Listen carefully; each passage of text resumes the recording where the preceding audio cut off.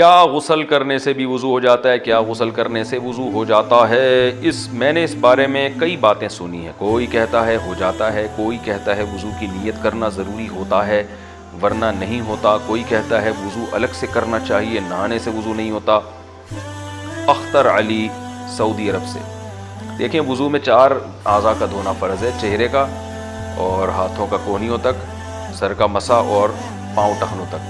تو غسل کے دوران اگر یہ اعضاء دھل گئے پورے طور پر تو وضو آپ کا آٹومیٹیکلی ہو گیا. تو یہ ہے اصل.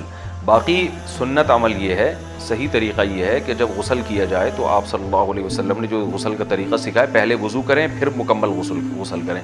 یہ اچھا طریقہ ہے. لیکن اس پر عمل نہیں بھی کیا، ایسے ہی پانی بہا دیا تو بھی وضو آپ کا آٹومیٹیکلی خود بخود ہو جائے گا، دوبارہ وضو کی ضرورت نہیں ہے. جاگنے کے بعد ہاتھ دھونے کا شرعی حکم.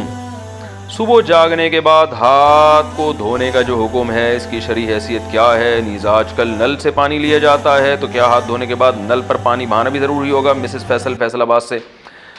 رسول اللہ صلی اللہ علیہ وسلم نے فرمایا: اذا استيقظ احدكم من منامه فلا يغمسن يده في الاناء حتى يغسلها 3 فانه لا يدري اين باتت يده غدا.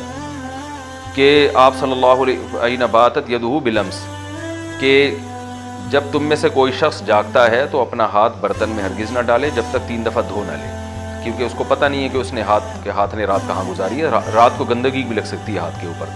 تو وہ ہے بالٹی میں ہاتھ ڈالنا، کیونکہ بالٹی میں ڈالیں گے تو پانی ناپاک ہو جائے گا. برتن سے مراد یہ پانی کا برتن.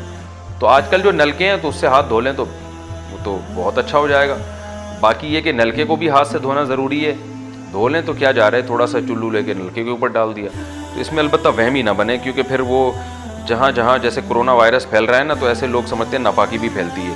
تو اتنے پاگل ہو جاتے ہیں لوگ اس معاملے میں کہ وہ ایک صاحب نے بتایا کہ میں جب وہ اپنے کپڑے واش روم میں دھوتا ہوں تو چھینٹ پڑتی ہے، تو چھینٹ پڑنے سے وہ کپڑا ناپاک، تو جب میں اس کپڑے کو اٹھاتا ہوں تو میرا ہاتھ ناپاک، تو جب میں نلکے کو لگاتا ہوں تو نلکا ناپاک، پھر میں نلکے کو جب پانی سے دھوتا ہوں تو اس دوران اگر میرا کہیں ہاتھ لگ گیا تو پھر اس کو بھی دھونا پڑتا ہے، پھر وہ دروازے کا کنڈے کو بھی دھوتا ہوں جس کو ہاتھ لگا. تو یہ کرونا وائرس والے اتنی احتیاط نہیں کر رہے جتنا یہ تو اتنا پاگل نہ ہو جائیں. ناپاکی کے مسائل میں بس اعتدال سے چلنا چاہیے، بہت زیادہ غیر محتاط بھی نہ ہو جائیں اور بہت زیادہ احتیاط بھی نہ کریں، درمیان.